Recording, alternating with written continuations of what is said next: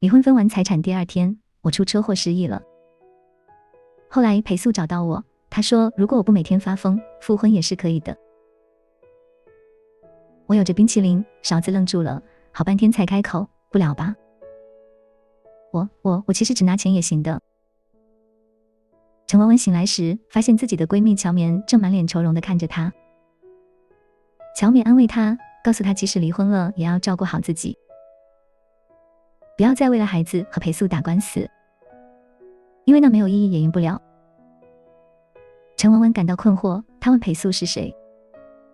乔棉愣住了，然后急忙叫来了医生。医生诊断说陈婉婉因为车祸后遗症而失忆了。乔棉问她现在多大，陈婉婉回答说18岁，她记得自己昨天刚高考完。乔棉笑了，笑得肚子疼，她说陈婉婉失忆的恰到好处。现在她18岁，没有裴素，没有孩子，只有他们2个人。乔棉把陈婉婉接回了家，告诉她由于记忆恢复的可能性很小，所以她需要了解现状。陈婉婉曾经和裴素谈了10年的恋爱，从大学开始，她陪伴他创业，为他生儿育女，照顾他的父母。但今年裴素和他离婚了。陈婉婉震惊了，她问自己是否被扫地出门，乔棉点头确认。她还有2个孩子，但由于自己是家庭主妇，没有经济能力，孩子都选择了跟父亲。法院也把孩子判给了裴素。乔棉安慰陈婉婉，至少她还有一笔钱。陈婉婉含着泪问有多少钱，乔棉告诉她，她分到了裴素20%的财产，包括3家上市公司的10%股份和2套北京4合院，总价值约19亿。陈婉婉感到恍惚，她忘记了过去10年的生活，但她记得自己18岁时最喜欢钱，所以她觉得现在的情况还不错。乔棉请了假，帮助陈婉婉处理财产过户事宜。裴素没有出现，所有的分割都由律师代办。1个月后，乔棉帮陈婉婉把所有房子都挂了出去出租，预计每月租金收入约120万。陈婉婉看着银行卡里的巨额数字，再看看镜子里精致的自己，觉得这样的生活还不错。在家无事可做的陈婉婉每天在乔棉家打游戏，乔棉中午点外卖时也会帮她点一份。乔棉下班很晚，回来时总是疲惫不堪。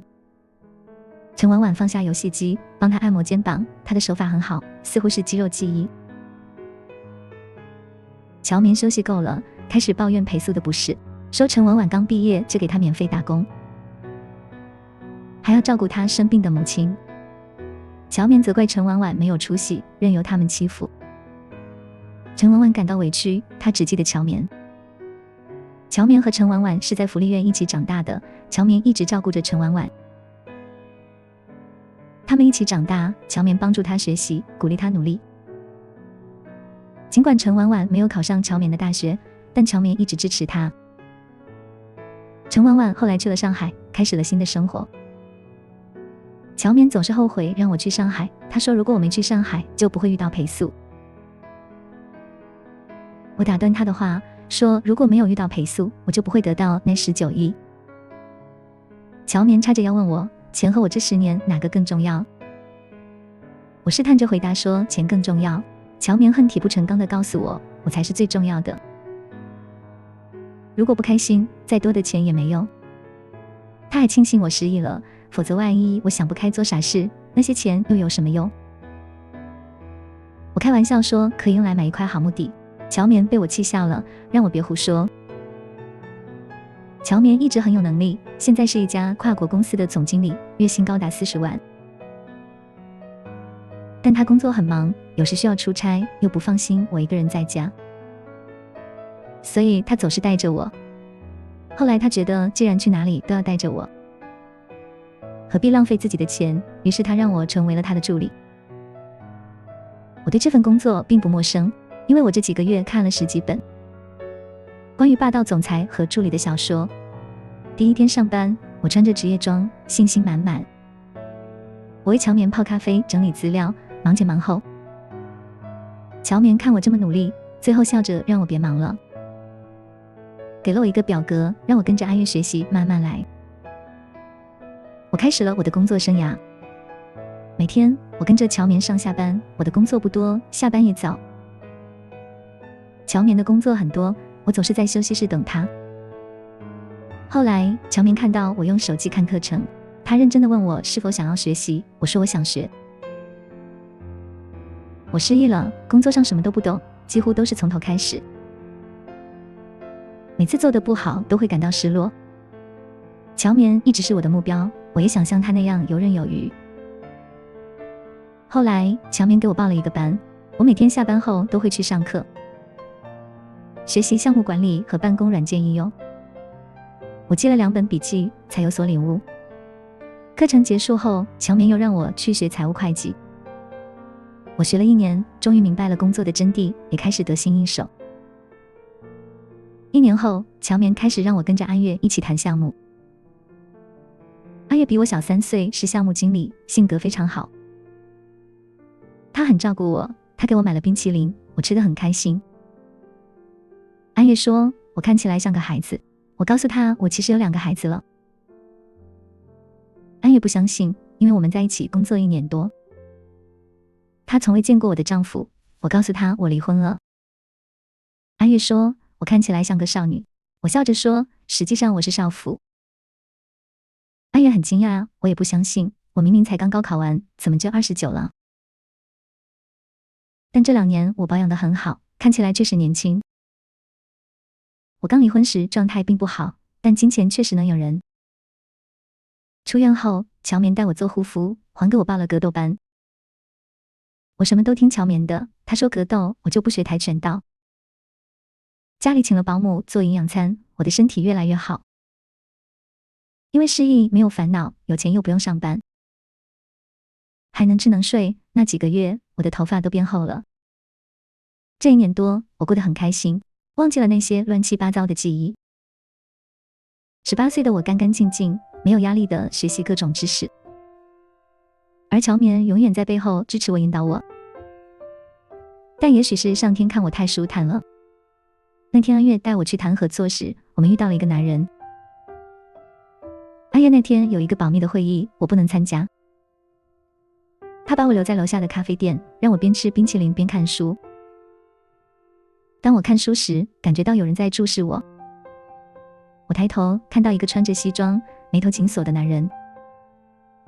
他凝视着我，我愣住了，觉得他有些面熟，却想不起来他是谁。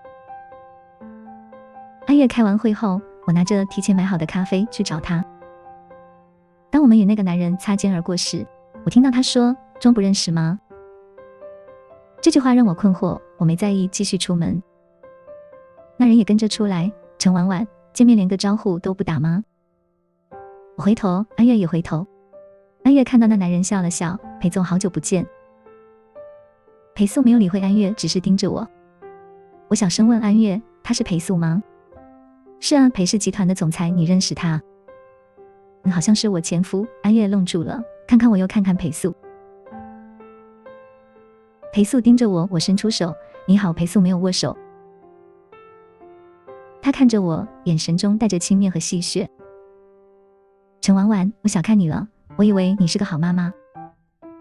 法庭上你那么争抢昭昭和泱泱，结果拿了钱，你一眼都没来看过。还好没把孩子交给你，就你这样的人也配当妈妈。我心里涌起一阵莫名的悲伤，但很快消散。我想不起来他口中的昭昭和泱泱长什么样子。裴素走了，留下迷茫的安月和沉思的我。那天回家，我从乔棉那里第一次听到我那2个孩子的消息。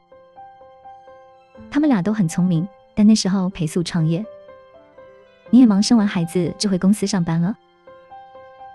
2个孩子都是爷爷奶奶带大的，都不太亲你。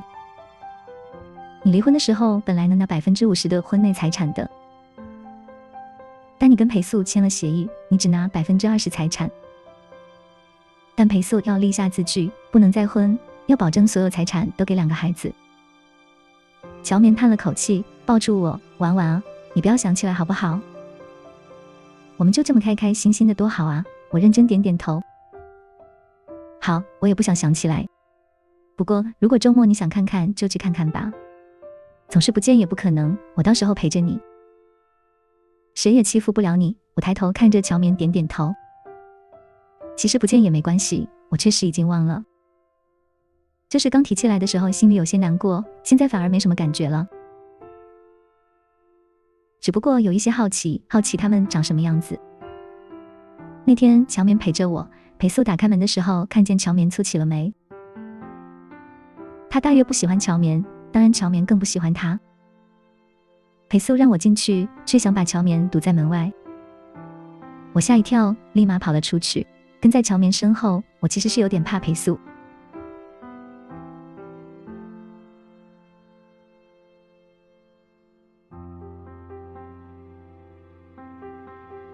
裴素太高了，压迫感也太强了，关键我不记得他了。我拉着乔棉，乔棉不进我也不进，裴素也一瞬间垂下了脸色。陈婉婉，你今天要想看孩子就只能一个人进来。那算了，我不看了。我头摇得跟拨浪鼓似的，吓得想死，这什么人啊。我拉着乔棉想走，裴素被气笑了。陈婉婉，你什么意思？我就这么吓人？当然吓人，他快1.9米，人高马大的，一拳把我打到墙上扣都扣不下来。我非常坚定，我只会和乔棉一起。裴素沉着脸，乔棉面无表情地对视着。最后还是裴素让开了门进来吧。小别墅的客厅很大，客厅中央坐着一个7、8岁的小男孩。小男孩非常像他爸爸，对上我的目光，脸色并不怎么好看。这应该就是裴朝，他旁边还坐着一个小姑娘，应该是裴样。小姑娘跟着他哥哥，看着我有些惊奇。你是妈妈吗？我点点头。裴样扯着他哥哥的袖子。哥哥妈妈现在好漂亮啊。小男孩一下子还是喊了起来。你闭嘴，不许叫她妈妈，她已经不是妈妈了。她不管你也不管我，算什么妈妈？她还不让爸爸结婚，不让我们有新妈妈，她是个坏人，她就是个神经病。我本来的期待在一瞬间消散了，心里没有想象中的难过，我也还是想不起来他们。很眼熟，但实际上我忘得很彻底。那感觉就像2个有些熟悉的孩子在骂我，倒没有生气，只是觉得无聊。那天我在裴家待了半天，裴朝对我不理不睬，裴阳也不敢和我说话。我印象最深的反而是裴家的饭菜很美味，裴家的保姆也很年轻。那是一个20多岁的女孩，长得很漂亮，做事有条不紊，让人看着很舒服。做的菜也很棒。我本来还在想，这个保姆真的很好，能不能挖过来？直到那个小保姆扭着腰要喂裴素草莓。乔棉才气得低头，小声跟我说：“羞什么呢？她就是你和裴素之间的小三，叫李嫣，还是你学妹？这么好的大学不努力上进，去给她当小三疯了。”乔棉骂得很难听，我摸摸鼻子，有些心虚。其实我当初也没上进，也挺恋爱脑的。不过想到保姆挖不成了，我痛心疾首，然后果断又给自己盛了一碗饭。乔棉吃饭吃到一半，忽然来了个工作电话，他看了我一眼。乔棉那电话来得急，我猜估计是有急事，立马安慰他：“我没事，一会自己回去，你先走吧。晚晚就40分钟，我40分钟后回来接你。”乔棉急急忙忙走了。那天吃完饭后，裴素看了眼李嫣，李嫣识趣地带着孩子去楼上了。客厅只剩下我和裴素，我看了看表，乔棉估计还有10几分钟过来。我在思考，如果裴素打我，我怎么能最快逃出门呢？我的格斗课有用吗？不太有用，毕竟我才1.7米，还有点瘦，太弱小了。裴素伸手，我一瞬间撒开鸭子的跑，没办法跑出门，我就跑到最近的房间上了锁。我躲在屋子里，听见裴素拿钥匙的声音。我更怕了，你不许进来，你进来我就报警了。隔着一扇门，我听见裴素的怒气的声音：“陈婉婉，你到底在怕我什么？我们谈了10年，当了7年的夫妻，你还怕我打你吗？”我崩溃的歇斯底里，你管我怕什么？离我远点，滚开啊！门外的声音忽然弱了起来，婉婉，你到底怎么了？你怎么变成这样了？谁欺负你了吗？滚！在乔棉没回来之前，离这个房间远一点。门外响起悠悠的叹息。陈婉婉，你怎么这么狠心呢？1年了，你一次都没回来看过。婉婉，如果你今天求求我复婚，我好烦！捂住耳朵，大声喊了起来，你不要说话，离我远点！裴素顿了一下，脚步声逐渐走远。我靠着门，握着剪刀，松了口气。乔棉其实给我说过很多我跟裴素之间的事。乔棉的口中，我应该是爱惨了裴素。裴素出轨时，我都不愿意离婚，我只会发疯似的跟他吵。后来裴素腻了我，他逼着我离婚，我以自杀来逼他。但是没有后来，裴素起诉离婚他啊，请了全国最好的律师。乔棉的嘴里，我是那么爱他，爱到了骨子里，爱到了忘记自己。但是我事后每次看见裴素都没有难过，却莫名有些害怕。他那么高大，那么凶，说话总是那么刻薄。我不明白自己怎么爱上了这么一个人。我是被遗弃在福利院的孩子，干什么都小心翼翼的，任何一点伤害就足够杀死我。我长了10几年，就只敢交乔棉一个朋友。但是这10年，我是怎么舍得付出所有？有那么大的勇气去爱这么一个人的啊！我不懂之前发生了什么，但是我现在是真害怕。我从裴素家回去，做了好几天噩梦，梦里都是裴素在追着我。后来乔棉问我还想去看吗？我立马摇头，不行不行，长得跟个阎王了。想起来都吓人。乔棉笑了，笑到最后泪都笑了出来。我们婉婉受委屈了，宝贝啊，我跟你保证，以后再也不会受委屈了，会越来越好的。那当然，我现在可是有19亿资产的人。大约是看出来我被裴素影响，最近状态一直不好。乔棉一寻思就给我安排了很多工作，我也开始加班了。后来有一天我加班到凌晨，我做完工作往身后椅子上一靠，万念俱灰，死的心都有了。我现在做梦不见裴素了，反而开始梦见工作。白天上班，晚上做梦也是工作，全是工作。后来我去找乔棉，乔棉笑着逗我，哟，工作做不完，别人都能做完，你做不完，是不是不够努力？我拽住他的衣领摇晃，去死啊，万恶的资本主义！好了好了，不是马上就放假了？9天假，我带你出去玩国庆节了，我们在海边玩。乔棉怕我走丢，还给我买了定位手表。我最喜欢海边，18岁就憧憬穿着漂亮的比基尼玩水。但到了海边，我不开心了，我肚子上有疤痕，很丑。我有些委屈，我跟乔棉说，太丑了，我当初为什么要这么做呢？辛苦生下了孩子，这也是恶语相向。乔棉俯身，他摸了摸我的头，不要这么想吗？那时候你还年轻，你勇敢的去热爱世界。他们背叛了你，可又不是你的错。我觉得乔棉说的对，还是想穿露腰的比基尼，索性用粉底遮了遮，这不完全，但也无所谓了。我们去的自家承包的海滩，花了钱进去，里面没什么人。那天兴奋地跟着乔棉跑进海里，玩了很久。我在海边捡一块特别大、特别漂亮的石头，一回头，我发现乔棉脸色不好看了。我顺着乔棉的目光瞧见了裴素，裴素戏谑地瞧着我。陈婉婉，我还真以为你变了呢，结果1年多，你又要用这招来勾引我吗？恶心玩意！我低低骂了一声。乔棉被我逗笑了。好了，走吧，我跟着乔棉上岸。从始至终都不想再看裴素一眼，直到裴素走近，他俯视着瞧着我。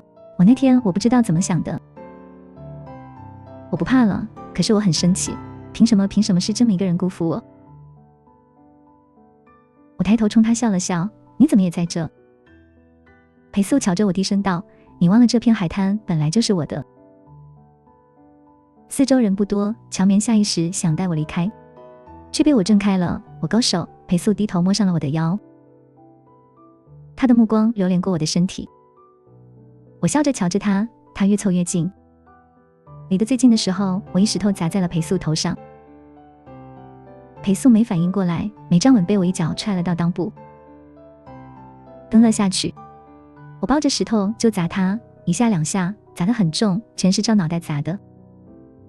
他没有反抗的力气，我又开始往他身上砸，后来还是乔棉抱住了我。婉婉，别砸了，会死人的，我泪忽然就落了。乔棉，我想起来我当初是怎么认识他的了。我第一次遇见裴素是在我被欺负的时候，他像英雄一样出现救了我。那时裴素才19岁，他站在我前面，用砖头保护我。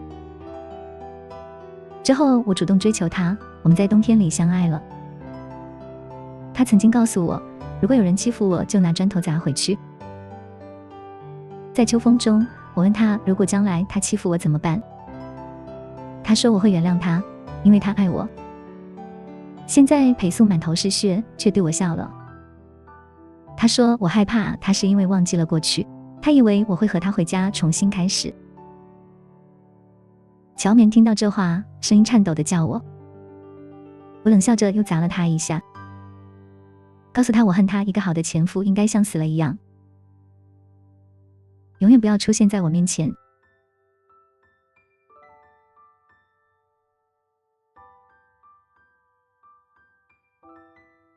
裴素却笑着说，我恨他是因为我还爱他。我告诉他，一个好的前夫应该像死了一样，永远不要出现在我面前。我站起来，拍掉腿上的沙子，跟着乔棉离开了。乔棉担心裴素会报警，但我不在乎，大不了坐牢。我又不考公务员，我怕什么？乔棉问我记忆恢复了多少，我说恢复到了23岁。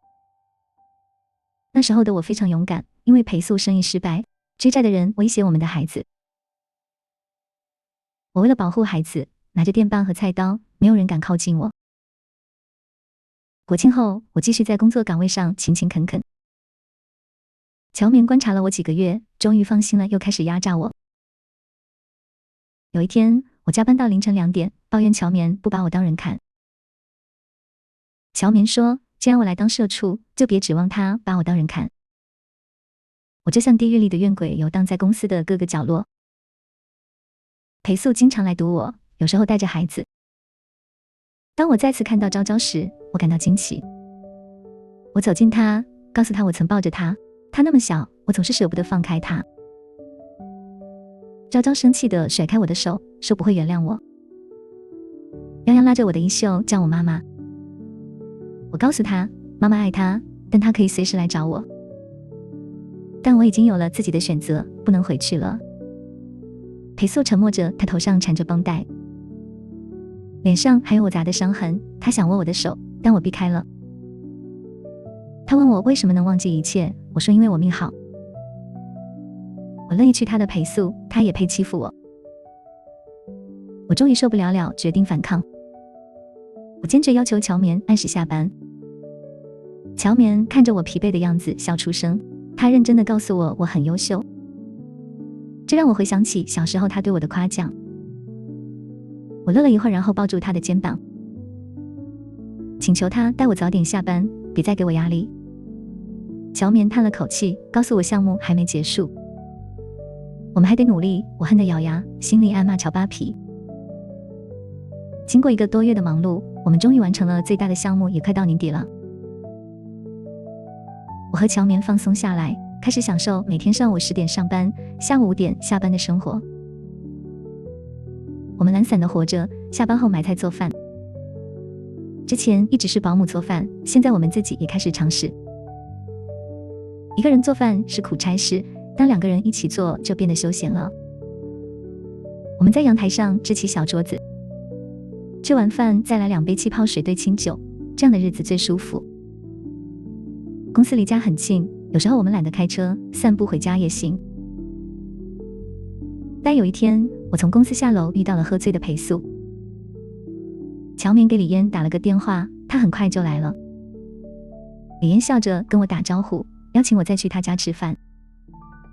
我冷笑着回应她，告诉他小三不是这么当的。李嫣的目光变得阴毒，她说我再努力也留不住裴素的心。我告诉他我已经不想要裴素了，让他带着他的狗向公滚。我很少见到裴素了，但泱泱经常给我打电话，说一些幼儿园的事，有时候也说一些裴素的事。春节前后，泱泱问我过年会不会回去，我叹了口气，告诉他可以来我这里过年。泱泱说李嫣被赶走了，家里没有小三了，希望我回去。我沉默了很久，然后向他道歉，告诉他我离开不仅仅是因为李嫣，还有很多问题，我已经没办法再回去了。泱泱说他爱我，也爱爸爸。后来电话挂断，我坐在屋内怔怔地看着天花板。很久以后，我叹了口气，捏了捏发疼的眉心。年底时，我和乔棉去买年货。乔棉去拿东西，我看着手机，却忽然听见泱泱的声音。我抬头四处看，却没找到人。这时，裴素打电话问我泱泱是不是在我这边。我说他什么意思？他说他调了监控，泱泱是朝我们家方向去的。我告诉他我现在回家，他去报警查道路监控。电话刚挂，我又听到泱泱的声音。我顺着声音看去，发现是超市后边的一道小门，隐约有一个孩子模样的人站在那里。我忙跑过去，推开门，却发现那是一个人偶娃娃。人偶娃娃旁放着一个录音器，不断地喊着妈妈。我下意识觉得不对，但来不及离开，就感觉脑袋一疼，重重晕了过去。当我再次醒来时，发现自己被绑在一座废弃的建筑里。我身上的绳子绑得很紧，而李嫣则坐在不远处，目光空洞地望着远方。我意识到是李嫣绑架了我。她转过头，眼神复杂地看着我，然后平静地问我为什么总是她不幸福。我问她是什么意思，她告诉我裴素曾经救过她，为她付出很多，但她不明白为什么裴素不肯多喜欢她一点。我沉默了，然后叹息着告诉李嫣，我们都是从艰难的环境中走出来的，我们都渴望有个家，有人保护。但我已经快30岁了，他也快28了，人生已经过半，他为什么还要为一个男人做出这种事？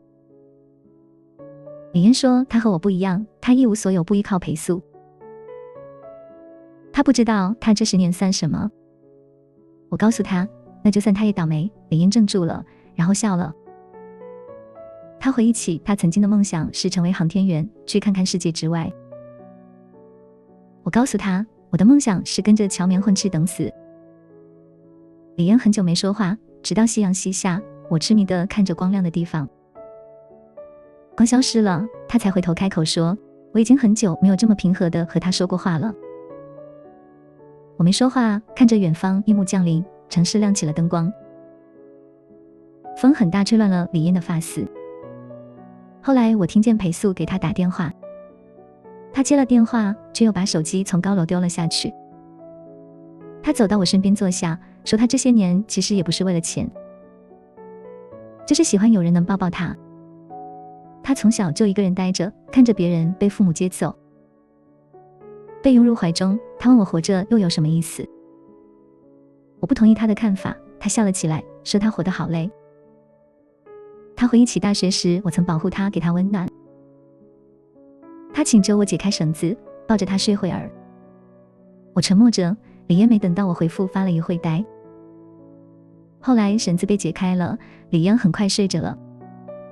他靠着我，我试图放下他，转身想离开。但走到楼梯口，我忽然回头，看到李嫣蜷缩在地上，面色惨白而平静。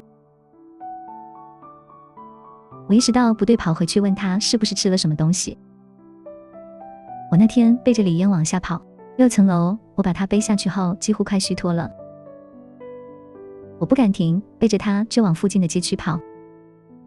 警察手电筒照过来的一瞬间，我才终于停下，拼命喊道：打120，他喝药了，救救他！李嫣被抱走了，我虚脱地站在那里喘息，有警察扶着我往前走。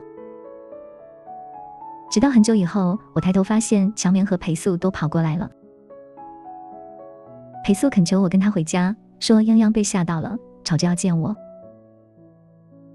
我定定看着裴素，告诉他那天煤气泄漏爆炸。我被送进医院了，我在医院躺了1天1夜。我告诉他，煤气不是我开的，没办法及时回来是因为还在医院晕着。这些不是我的错。我告诉他，我们之间乱七八糟，但只有他背叛我是最真实的。裴素的母亲患了阿尔茨海默病，我在家当起了家庭主妇。那天早上我出去买菜，把昭昭一个人留给了爷爷奶奶照顾。昭昭好奇打开了煤气，后来煤气泄漏，晚上做饭时发生了爆炸。爷爷当场死亡，奶奶爆炸的时候下意识把昭昭护在怀里。昭昭平安无事，奶奶全身86%皮肤都严重烧伤，皮肤感染最终没挺过那个月。那一天我都没回去，第2天我才回家。裴素怪我是我乱跑，没看好孩子。我没说话，如果一定要有一个人承担责任，那应该是我。那时候昭昭还小，忽然失去了爷爷奶奶，我宁可他全部恨，我也不希望他自责。那之后裴素一直问我那天到底去哪了，为什么1天不回家，明明早一点发现就没事的。我没说太累了，我不想再自证了。后来我和裴素就开始冷战起来，很久很久以后，我发现他出轨了。我没什么反应，我那时候觉得可能婚姻就是这个样子。我好累，我不想管裴素，就这样表面和平也没关系的。可他连表面和平也撑不下去了。后来他说要离婚，我不同意，昭昭泱泱还小。我那时候被生活逼得几乎抑郁了，我不明白怎么就变成了这样。可没人理解我，昭昭恨我，裴素也恨我。裴素逼我，他不听我说话，我只有摔东西发疯，像被困在牢笼里的鸟。我想打破笼子，却拼了命，只能看见路人嘲笑的嘴脸。直到后来，裴素宁可打官司也要跟我离婚。我那时候本来想解释的，但裴素不听我解释了。他只想离婚，他一眼也不想见我。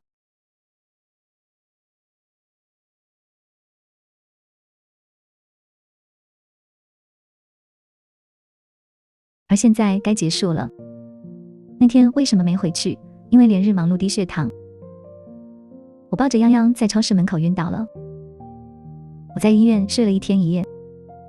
裴素问我恨不恨他，我摇头告诉他之前是的。但现在想起来，全部就懒得恨了。那10年就像大梦一场，如今醒来我才发现，我的未来依旧很长，我没必要在意他，也不想再浪费时间了。我转身走向乔棉，乔棉握住了我的手，我一下就委屈了。我告诉他我1天都没吃了，快饿死了。乔棉说回家吧。我没回头，我不在意裴素知道真相什么样子，我只知道天色晚了，我该回家睡觉了。前路漫漫，不必回首惦念，往事也该随风而散。番外一，我永远记得那个绝望的夜晚。我在回家的路上遭遇了车祸，身体受了重伤，无法动弹。我放弃了挣扎，但乔棉出现了。他的车还燃着火，我不知道他哪来那么大的力气，竟然能把保险杠都别弯，从后备箱爬进来把我拖出去。他抱着我，我能感觉到他在颤抖。那一刻我哭了，叫他绵绵。他安慰我说不怕，我们没事，他会带我去医院。他抱着我跑出人群，身后的车爆炸了。如果乔棉晚来1分钟，我可能就死在那场火海中了。后来我醒来失去了记忆，但看到乔棉，我知道他是我生命中的救星番外二。我去看李嫣，试图向警察解释，希望他们能从轻处理他，但李嫣坚持说他是故意的，有预谋的，甚至把泱泱骗出来。他认为自己罪大恶极，应该受到重罚。警察看着我们表情复杂，说这是他第一次见到受害者为加害者辩护，而加害者却不同意。警察让我回家再考虑，想清楚是否要签谅解书。后来李嫣被判了5年，我后来去看他，他笑着说谢谢我。他在监狱里过得很好，他早就想离开人群。人们谈论钱权和未来，每句话都在影响他，让他焦虑反省、着急和害怕。他说他生怕融入不进去，终日惶惶不安。但他最初的梦想是去外太空建立自己的乌托邦。他说再见，他困了，要休息了，等他醒了再来和我聊天。我每隔几个月就会给李嫣寄一些东西。第2年3月份，他给我写了一封信，字体清秀，说他最近学了很多技艺，如刺绣和剪纸，并承诺等技艺更精深时会寄一些作品给我。信的末尾，他说他原本想和我一起死，但在高楼上又后悔了，为什么要杀我？让裴素难过吗？裴素都出轨了，谈什么真爱，太可笑了。他说早知道就带裴素上去了，这样他肯定会后悔。最后他说我骂他其实一点都不难受，因为他从小就听过更肮脏的辱骂了。